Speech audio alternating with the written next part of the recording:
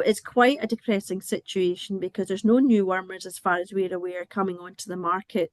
So we have to preserve what we have. And then on top of that, another concern, which has now emerged in the last 2 years, is the reports of the reduced effectiveness of anti-tapeworm wormers to tapeworm.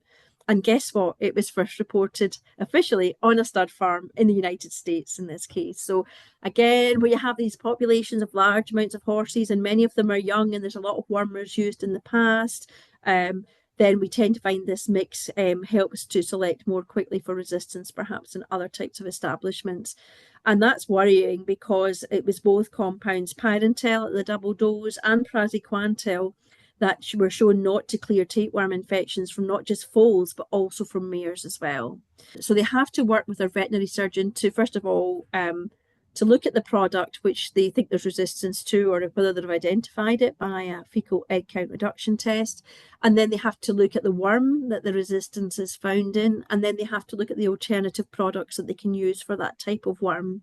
So say the example would be they've identified fenbendazole resistance and small red worm.